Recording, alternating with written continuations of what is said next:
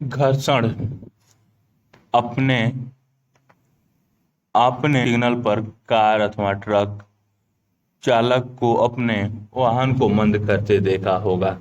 जब भी आवश्यकता होती है आप भी ब्रेक लगाकर अपनी साइकिल को मंद करते हैं। क्या आपने कभी सोचा है कि ब्रेक लगाने पर वाहन मंद क्यों हो जाते हैं? केवल वाहन ही नहीं, कोई भी वस्तु जो किसी अन्य वस्तु के पृष्ठ पर गति कर रही होती है, उस स्थिति में भी मंद हो जाती है जब उस पर कोई बाहरी बल न लगाया गया हो। अंततः वह रुक जाती है। क्या आपने फर्श पर लुढ़कती गेंद को कुछ समय पश्चात रुकते देखा है? केले के छिलके पर कदम पड़ते ही हम क्यों फिसल जाते हैं? चित्र 12.1 किसी चिकने तथा गीले फर्श पर चलना क्यों कठिन होता है? केले के छिलके। जब कोई लड़का किसी केले के छिलके पर कदम रखता है तो वह गिर पड़ता है। चित्र 12.1 में इस अध्याय में आप इसी प्रकार के प्रश्नों के उत्तर पाएंगे। इस क्रियाकलाप घर्षण बल क्रियाकलाप 12.1 मेज पर रखी किसी पुस्तक चित्र 12.2 के लिए आप यह देखेंगे कि कुछ दूरी चलकर यह रुक जाती है। इस क्रियाकलाप को विपरीत दिशा में बल लगा कर दोहराइए। चित्र 12.2 बी। क्या इस बार भी पुस्तक रुक जाती है? क्या आप इसका स्पष्टीकरण सोच सकते हैं? क्या हम यह कह सकते हैं कि पुस्तक की गति का विरोध करने के लिए उस पर कोई बल लगाना चाहिए? इस बल को घर्षण बल कहते हैं। चित्र ए और बी में ए तथा बी घर्षण पुस्तक तथा फर्श के पृष्ठों के सापेक्ष गति का विरोध करता है। आपने देखा कि यदि आप बाईं दिशा में बल लगाते हैं तो घर्षण दाईं दिशा में कार्य करता है। यदि आप दाईं दिशा में बल लगाते हैं तो घर्षण बाईं दिशा में कार्य करता है। दोनों स्थितियों में घर्षण पुस्तक की गति का विरोध करता है। घर्षण बल सदैव ही बल लगाए गए बल का विरोध करता है। उपरोक्त क्रियाकलाप में घर्षण बल पुस्तक तथा मेज के पृष्ठों के बीच कार्य करता है। क्या सभी पृष्ठों पर समान घर्षण बल लगता है? क्या यह पृष्ठों के चिकनेपन पर निर्भर करता है? आइए पता लगाएं। घर्षण को प्रभावित करने वाले कारक। क्रियाकलाप 12.2 किसी ईंट के चारों ओर एक डोरी बांधिए। ईंट को कामिनीदार तुला द्वारा खींचिए। चित्र 12.3 आपको कुछ बल लगाना पड़ता है। जैसे ही ईंट गति करना प्रारंभ करे, कामिनीदार तुला का पाठ्यांक लीजिए। इससे आपको उस पर घर्षण बल की माप प्राप्त होगी जो ईंट तथा फर्श के पृष्ठों के बीच लगता है। कामिनीदार तुला द्वारा ईंटों को खींचा जा सकता है। चित्र 12.3 में अब ईंट पर पॉलीथीन का टुकड़ा लपेटिए और क्रियाकलाप को दोहराइए। क्या आप उपरोक्त दोनों स्थिति में कामिनीदार तुला के पाठ्यांक में कोई अंतर पाते हैं? इस अंतर का क्या कारण हो सकता है? ईंट पर जूट का एक टुकड़ा लपेटकर इस क्रियाकलाप को दोहराइए। आपने क्या पाया? ये कामिनीदार तुला वह युक्ति है जिसके द्वारा किसी वस्तु पर लगने वाले बल को मापा जाता है। इसमें एक कुंडलित कमानी होती है जिसमें बल लगाने पर प्रसार हो जाता है। कामिनी के इस प्रसार की माप को आंशिकतम पैमाने पर चलने वाले संकेत द्वारा की जाती है। पैमाने के पाठ्यांक द्वारा बल का परिमाण प्राप्त होता है। कामिनीदार तुला जिसमें नीचे हुक लगी होती है। क्रियाकलाप 12.3 किसी चिकने फर्श अथवा किसी मेज पर कोई अनंत समतल बनाइए। इसके लिए आप ईंटों के सहारे कोई लकड़ी का तख्ता उपयोग कर सकते हैं। चित्र 12.4 अनंत समतल के किसी बिंदु ए पर पेन से कोई अंकित चिन्ह कीजिए। अब कोई पेंसिल से इस बिंदु से नीचे लुढ़कने दीजिए। रुकने से पूर्व यह मेज पर कितनी दूरी तय करता है, इस दूरी को नोट कीजिए। अब मेज पर कोई कपड़ा बिछा दीजिए। यह सुनिश्चित कीजिए कि कपड़े में सिलवट न हो। उपरोक्त क्रियाकलाप को फिर कीजिए। 12.4 चित्र में बिंदु ए पर मेज, पुस्तक पुस्तक रखी हुई, बिंदु ए और पर भिन्न भिन्न दूरियां तय करता है। मेज पर रेत की पतली परत बिछाकर इस क्रियाकलाप को दोहराइए। समस्त क्रियाकलाप में आना समतल पर ढलान समान रखिए। किसी स्थिति में पेंसिल सेल द्वारा तय की गई दूरी सबसे कम है। सेल द्वारा हर बार तय की गई दूरी भिन्न भिन्न क्यों होती है, इसका कारण जानने का प्रयास कीजिए। अपने परिणाम की चर्चा कीजिए। क्या सेल द्वारा चली गई दूरी जिस पृष्ठ पर वह चलता है उसकी प्रकृति पर निर्भर करती है? क्या पेंसिल सेल के पृष्ठ का चिकनापन भी चली गई दूरी को प्रभावित करता है? मैं इस क्रियाकलाप को सेल पर रेगमाल का टुकड़ा लपेट कर करूंगा। घर्षण संपर्क में आने वाले दो पृष्ठों की अनियमितताओं के कारण होता है। ऐसे पृष्ठ जो देखने में बहुत चिकने लगते हैं, उनमें भी बहुत सारी सूक्ष्म अनियमितताएं होती हैं।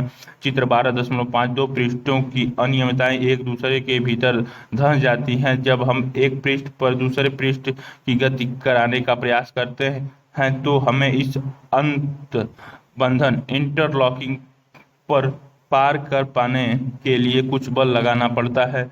खुरदरे रुक्ष पृष्ठों पर ये अनियमितताएं अधिक संख्या में होती हैं, अतः यदि पृष्ठ रुक्ष हो तो घर्षण बल अधिक होता है। चित्र पुस्तक का मेज पृष्ठ, पुस्तक का पृष्ठ, मेज का पृष्ठ, पृष्ठ की अनियमितताएं रफ सरफेस यानी घर्षण बल के लिए अधिक होता है।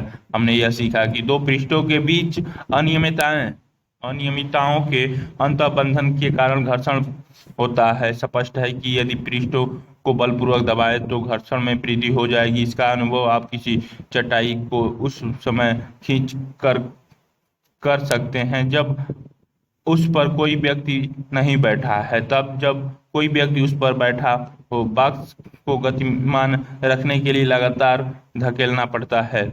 उस पर अनुभव को याद कीजिए जब पिछली बार आपने किसी भारी बॉक्स को एक स्थान से दूसरे स्थान पर सरकाया था। चित्र 12.6 यदि आपको इस प्रकार का कोई अनुभव नहीं है तो अब इस प्रकार का अनुभव कीजिए। कौन सा कार्य आसान है? विरामावस्था में किसी बॉक्स को गतिशील करना अथवा किसी गतिशील बॉक्स को उसी दिशा में सरकाना। किसी रुकी हुई वस्तु का विराम से गति प्रारंभ करने की स्थिति में घर्षण पर पार पाने के लिए वस्तु पर लगाए जाने वाला बल स्थैतिक घर्षण की माप होती है। इसके विपरीत किसी वस्तु की उसी चाल से गतिशील रखने के लिए आवश्यक बल उसके सर्पी घर्षण की माप होती है। जब बॉक्स सरकना आरंभ कर देता है तो उसके पृष्ठ के संपर्क बिंदुओं को उतना समय नहीं मिल पाता कि वे फर्श के संपर्क बिंदुओं में धंस सके। अतः सर्पी घर्षण स्थैतिक घर्षण से कुछ कम होता है। इसीलिए किसी बॉक्स में गति आरंभ करने की अपेक्षा पहले से ही गतिमान बॉक्स को गति बनाए रखना सरल होता है। घर्षण हानिकारक अथवा अनिवार्य। अब आप कुछ अनुभवों को याद कीजिए कि किसी कांच के गिलास अथवा किसी कुल्हड़ में से किसे पकड़ना रखना आसान है। मान लीजिए कि किसी गिलास की बाहरी पृष्ठ चिकनी है अथवा उस पर पकाने के तेल की परत चढ़ी है, तो क्या उसे हाथ से पकड़ना आसान होगा अथवा अधिक कठिन हो जाएगा? जरा सोचिए, यदि घर्षण न हो तो क्या आपके लिए गिलास को पकड़ के रखना संभव हो पाएगा? यह भी याद कीजिए कि मार्बल के गीले फर्श अथवा कीचड़ वाली पगडंडी पर चलना कितना कठिन होता है। क्या आप घर्षण न होने की स्थिति में चलने की कल्पना कर सकते हैं? यदि घर्षण न हो तो आप पेन अथवा पेंसिल से नहीं लिख सकते। जब आपके शिक्षक चाक से श्यामपट्ट पर लिखते हैं तो श्यामपट्ट का रुक्ष पृष्ठ रगड़ द्वारा चाक के कुछ कणों को उतार देता है जो चित्र में दिखाए गए घर्षण के कारण दीवार में कील गड़ जाती है। चित्र 12.7 में दिखाया गया है। श्यामपट्ट से चिपक जाते हैं और इस प्रकार श्यामपट्ट पर आपको लिखावट दिखाई देती है। यदि सड़क तथा वाहनों के टायर के बीच घर्षण न होता तो उन वाहनों की न तो गति आरंभ की जा सकती थी और न ही उन्हें रोका जा सकता था और न ही दिशा परिवर्तित की जा सकती थी। यदि कोई वस्तु गति आरंभ कर दे तो वह कभी नहीं रुकेगी। यदि वहां घर्षण न हो आप दीवार में कील नहीं ठोक पाते। चित्र 12.7 अथवा धागे में गांठ नहीं बांध पाते। घर्षण के बिना कोई भवन निर्माण नहीं हो सकता। चित्र 12.8 में घर्षण के कारण जूते के तल घिस जाते हैं। इसके विपरीत घर्षण हानिकारक भी है। घर्षण के कारण वस्तुएं घिसक जाती हैं, चाहे वह पेच, बॉल बेयरिंग अथवा जूते के सोल ही क्यों न हो। चित्र 12.8 आपने रेलवे स्टेशन पर पैदल ऊपरी पुलों की घिसी पीटी सीढ़ियां देखी होगी। घर्षण से ऊष्मा भी उत्पन्न हो सकती है। कुछ मिनट तक अपनी हथेली को तेजी से एक दूसरे के साथ रगड़िए। चित्र 12.9 आप क्या अनुभव करते हैं जब आप माचिस की तीली को किसी रुक्ष पृष्ठ से रगड़ते हैं तो वह आग पकड़ लेती है। चित्र 12.10 आपने यह देखा होगा कि विद्युत मिक्सर को कुछ मिनट तक चलाने पर उसका जार गर्म हो जाता है। आप ऐसे बहुत से उदाहरण दे सकते हैं जिनमें घर्षण द्वारा हाथ को रगड़ने पर आप गर्मी का अनुभव करते हैं। चित्र 12.2 घर्षण के कारण माचिस की तीली को रगड़ने पर वह आग पकड़ लेती है, ऊष्मा उत्पन्न होती है। वास्तव में जब हम किसी मशीन का उपयोग करते हैं तो घर्षण से उत्पन्न ऊष्मा के कारण अत्यधिक ऊर्जा नष्ट हो जाती है। निम्नलिखित अनुभव में हम घर्षण को कम करने के उपायों पर चर्चा करेंगे। घर्षण बढ़ाना तथा घटाना। अपने पिछले अनुभाग में आपने देखा कि कुछ परिस्थितियों में घर्षण अवांछनीय होती है। क्या आपने कभी यह आपके जूते की तली खांचेदार क्यों है। चित्र 12.11 ए खांचे जूते की फर्श से पकड़ बनाते हैं जिसके कारण आप चलते समय सुरक्षित रहते हैं। इसी प्रकार कारों, ट्रकों तथा बुलडोजरों के टायर भी खांचेदार होती हैं जिससे सड़क से उनकी पकड़ अच्छी बनती रहे। ये जूते में चित्र ए वाले में जूते तथा बी वाले में टायरों की तली पर खांचेदार बनाकर सड़क घर्षण अधिक किया जाता है। स्वचालित वाहनों तथा साइकिलों की ब्रेक प्रणाली में ब्रेक पैडों का उपयोग करके हम जानबूझकर घर्षण में वृद्धि करते हैं। जबकि आप कोई साइकिल चलाते हैं तो उसके ब्रेक पैड पहिए को स्पर्श नहीं करते, परंतु जब आप ब्रेक लीवर को दबाते हैं तो ये पैड घर्षण के कारण रिम की गति को रोक देते हैं और पहिए गति करना बंद कर देता है। आपने यह देखा होगा कि कबड्डी के खिलाड़ी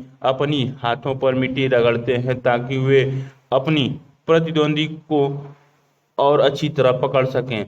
व्यायामी जिम्नास्ट अपने हाथों पर कोई रुक्ष पदार्थ लगा लेता है ताकि घर्षण में वृद्धि करके अच्छी पकड़ बना सके। कुछ अन्य स्थितियों में घर्षण अवांछनीय होता है, अतः हम उसे कम करना चाहेंगे। कैरम बोर्ड पर आप महीन पाउडर क्यों छिड़कते हैं। चित्र 12.12 आपने यह नोट किया होगा कि जब हम दरवाजों की कब्जों, चूल्हों में तेल की कुछ बूंदें डालते हैं तो दरवाजा सहज से ही घूमने लगता है। साइकिल तथा मोटर के मैकेनिक मिस्त्री इस इन मशीनों की गतिशील भागों के बीच ग्रीज लगाते हैं। उपरोक्त सभी परिस्थितियों में हम दक्षता में वृद्धि के लिए घर्षण को कम करते हैं। जब तेल, ग्रीज अथवा ग्रेफाइट को किसी मशीन के कैरम बोर्ड घर्षण कम करने के लिए कैरम बोर्ड पर पाउडर छिड़का गया है। गतिशील पुर्जे पुर्जे या भागों के बीच लगाते हैं तो वहां उनकी एक पतली परत बन जाती है तथा गतिशील पृष्ठ सीधे ही एक दूसरे को रगड़ नहीं पाते। चित्र 12.13 इस प्रकार अनियमितताओं का अंतर्बंधन का अंतःपाशन काफी सीमा तक दूर हो जाता है। गति सहज बन जाती है। घर्षण कम करने वाले पदार्थों को स्नेहक कहते हैं। कुछ मशीनों में स्नेहक के रूप में तेल का उपयोग न करने की सलाह दी जाती है। वहां पर घर्षण कम करने के लिए गतिशील पुर्जों के बीच वायु की गद्दी का उपयोग किया जाता है। सतह दो सतह एक के बीच चिकनाई स्नेहक का प्रभाव लगा दिया जाता है। हम पृष्ठों पर पालिश करके अथवा अत्यधिक मात्रा में स्नेहक पदार्थों का उपयोग करके घर्षण को घटा कर शून्य कर सकते हैं। घर्षण कदापि पूर्णतः समाप्त नहीं हो सकता क्योंकि पृष्ठ पूर्णतः चिकना नहीं होता, उसमें कुछ अनियमितताएं अवश्य होती हैं। पहिए घर्षण कम कर देते हैं। अपने अटैची तथा अन्य भारी वाहनों असबाबों पर रोलर चढ़े देखे होंगे। ऐसे सामानों को कोई छोटा बच्चा भी आसानी से खींच सकता है। चित्र 12.14 ऐसा क्यों होता है, आइए पता लगाएं। बच्चा ले जाते हुए लोटन घर्षण कम कर देता है। चित्र 12.14 में दिखाया गया है। क्रियाकलाप 12.4 बेलनाकार आकृति की कुछ पेंसिलें लीजिए, इन्हें मेज पर एक दूसरे के समानांतर रखिए। इनके ऊपर कोई छोटी मोटी पुस्तक रखिए। चित्र 12.15 अब पुस्तक को धकेलिए। आप पाएंगे कि पुस्तक के गतिशील होने पर पेंसिल लुढ़कती है। पेंसिल की इस प्रकार की गति को लोटनी गति कहते हैं। क्या आप यह अनुभव करते हैं कि पुस्तक को सरकाने की तुलना में इस प्रकार गतिशील कराने से घर्षण कम हो गया? क्या आपने भारी मशीनों को उनके नीचे लकड़ी के लट्ठे रखकर एक स्थान से दूसरे स्थान तक ले जा सकते हैं? रोलर पर पुस्तक की गति चित्र 12.15 में दिखाए। जब एक वस्तु किसी दूसरे वस्तु के पृष्ठ पर लुढ़कती है तो उसकी गति के प्रतिरोध को लोटनी घर्षण कहते हैं। लोटन घर्षण कम कर देता है। किसी वस्तु को दूसरी वस्तु पर सरकाने की तुलना में लोटन करना सदैव आसान होता है। यही कारण है कि रोलर खींचना सुविधाजनक होता है। क्या अब आप यह समझ सकते हैं कि पहिए के आविष्कार को मानव जाति की महानतम खोजों में क्यों गिना गया? क्योंकि लोटनी घर्षण सर्पीय घर्षण से कम होता है। इसीलिए अधिकांश मशीनों में सपण को बॉल बेयरिंग के उपयोग द्वारा लोटन में प्रतिस्थापित किया जाता है। छत के पंखे तथा साइकिल में धुरी तथा नाभि या हब के बीच बॉल बेयरिंग का उपयोग इसके सामान्यतः उदाहरण है। चित्र 12.16 में दिखाया गया है। छत पंखे वाले में दिखाया है घर्षण को कम कर देता है। तरल घर्षण आप जानते हैं कि वायु में अत्यंत हल्की तथा विरल होती है। वायु अत्यंत हल्की तथा विरल होती है, फिर भी इससे होकर गति करने वाले वस्तुओं पर वायु घर्षण बल लगता है। इसी प्रकार जल तथा अन्य द्रव भी इनसे होकर गति करने वाली वस्तुओं पर घर्षण बल लगाते हैं। विज्ञान में गैसों तथा द्रवों में एक ही नाम तरल दिया गया है। अतः हम हवाई जहाज और पंछियों की आकृति की समानता चित्र 12.17 में दिखाया गया है। इनसे होकर गति करने वाली वस्तुओं पर घर्षण बल लगाता है। तरलों द्वारा लगाए गए घर्षण बल को क घर्षण भी कहते हैं। किसी तरल पर लगने वाले घर्षण बल उसकी तरल के सापेक्ष गति पर निर्भर करता है। घर्षण बल वस्तुओं की आकृति तथा तरल की प्रकृति पर भी निर्भर करता है। स्पष्ट है कि जब वस्तुएं किसी तरल में गति करती हैं तो उन्हें उन पर लगे घर्षण बल पर पार पाना होता है। इस प्रक्रिया में उनकी ऊर्जा का क्षय होता है। अतः घर्षण को कम से कम करने के लिए प्रयास किए किए जाते हैं। अतः वस्तुओं को विशिष्ट आकृति दी जाती है। आपके विचार में वैज्ञानिकों को इन विशिष्ट आकृति के बारे में कहाँ से संकेत प्राप्त होते हैं? वास्तव में उन्हें ये संकेत प्रकृति से मिलते हैं। पंछी तथा मछलियाँ तरल में गति करती हैं। उनके शरीर का विकास इस प्रकार हुआ होगा कि तरल में गति करते समय घर्षण पर पार पाने में उनकी ऊर्जा का क्षय यथासंभव कम होता है। आपने इन आकृतियों के बारे में क्लास 7 में अध्ययन किया था। वायुयान की आकृति को सावधानी पूर्वक देखिए। चित्र 12.17। क्या आप इसकी आकृति तथा किसी पंछी की आकृति में कोई समानता पाते हैं? वास्तव में सभी वाहनों के डिजाइन इस प्रकार बनाए जाते हैं कि तरल घर्षण कम हो जाता है, इसीलिए हवाई जहाज और पंछी के साइज सेम बनाए जाते हैं। प्रमुख शब्द बॉल बेयरिंग, कर्षण, तरल घर्षण, घर्षण, अंतर्बंधन, स्नेहक, लोठनिक घर्षण, सर्पिक घर्षण, स्थैतिक घर्षण। क्या आपने सीखा? घर्षण संपर्क में रखे दो पृष्ठों के बीच सापेक्षिक गति का विरोध करता है। यह दोनों घर्षणों पर कार्य करता है। घर्षण संपर्क के दो पृष्ठों के प्रकृति पर निर्भर करता है। दिए गए पृष्ठों के युगल के लिए घर्षण इन पृष्ठों के चिकनेपन की अवस्था पर निर्भर करता है। घर्षण इस बात पर निर्भर करता है कि दो पृष्ठ एक दूसरे को कितने बलपूर्वक दबाते हैं। स्थैतिक घर्षण तब कार्य करना आरंभ करता है जब हम किसी वस्तु को उसकी विराम की स्थिति से गति में लाने का प्रयास करते हैं। सर्पिक घर्षण तब कार्य करना आरंभ करता है जब कोई वस्तु किसी अन्य वस्तु पर सर्पिक गति करती है। सर्पिक घर्षण स्थैतिक घर्षण से कम होता है। घर्षण हमारे बहुत से क्रियाकलापों के लिए महत्वपूर्ण होता है। किसी पृष्ठ को रुच बनाकर घर्षण को बढ़ाया जा सकता है। जूते की तली तथा वाहनों के टायर घर्षण बढ़ाने के लिए खांचेदार बनाए जाते हैं। कभी कभी घर्षण अवांछनीय होता है। स्नेहक लगाकर घर्षण को कम किया जा सकता है। जब कोई वस्तु किसी अन्य वस्तु पर लोटन करती है तो लोटनिक घर्षण कार्य करना आरंभ करता है। लोटनिक घर्षण सर्पी घर्षण की अपेक्षा कम होता है। कई मशीनों में बॉल बेयरिंग का उपयोग करके घर्षण को कम किया जाता है। तरल में गति करने वाले वस्तुओं को उचित आकृति प्रदान करके घर्षण बल को कम किया जा सकता है। अभ्यास प्रश्न, सारे क्वेश्चंस 10 से, और आपको विस्तारित अधिगम्य क्रियाकलाप और परियोजनाएं दी गई। आपकी रुचि के खेल में घर्षण का क्या भूमिका है? इस खेल के कुछ ऐसे चित्र एकत्र कीजिए जिसे खेलते समय घर्षण या तो सहायता कर रहा हो या विरोध कर रहा हो। अपनी कक्षा के बुलेटिन बोर्ड पर इन चित्रों को उचित शीर्षक सहित प्रदर्शित कीजिए। कल्पना कीजिए कि घर्षण एकाएक समाप्त हो जाए, इससे जीवन किस प्रकार प्रभावित होगा। ऐसी 10 परिस्थितियों की सूची बनाइए। किसी ऐसी दुकान पर जाइए जहाँ खेलों के जूते मिलते हैं। विभिन्न खेलों के जूतों की तली का परीक्षण कीजिए। अपने प्रेक्षणों का वर्णन कीजिए। एक खिलौना बनाइए। माचिस की एक खाली डिब्बी लीजिए, इसकी ट्रे निकालिए। चित्र में दर्शाए अनुसार किसी बॉल पेन का उपयोग रिफिल लेकर उसे ट्रे की चौड़ाई के बराबर काटिए।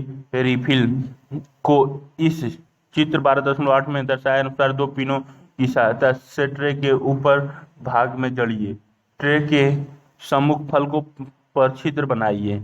यह सुनिश्चित कीजिए कि छिद्र इतने बड़े हों कि धागे को छिद्रों से आसानी से गुजारा जा सके। 1 मीटर लंबा धागा लेकर इसे चित्र में दर्शाए अनुसार छिद्रों से गुजारिए। धागे के दोनों सिरों पर मन के बांध दीजिए ताकि वे ट्रे के छिद्रों से बाहर न निकले सके। अब ट्रे में माचिस की डिब्बी का ढक्कन लगा दीजिए। माचिस की डिब्बी को धागे से लटकाइए, धागा ढीला छोड़ दीजिए, माचिस की डिब्बी गुरुत्व बल के कारण नीचे गिरना आरंभ कर देगी। अब धागे को कस दीजिए और परीक्षण कीजिए क्या होता है। अपने परीक्षण की व्याख्या कीजिए। क्या आप इस घटना का घर्षण से संबंध स्थापित कर सकते हैं। चित्र 12.18 नीचे दी गई वेबसाइट पर आप संबंधित विषय पर और अधिक जानकारी प्राप्त कर सकते हैं। HTTP www.school for champions com science friction HTM HTTP hyperphysics PHY Astrome GSU education HBase friction 2 HTM पर जाके आप सर्च कर सकते हैं।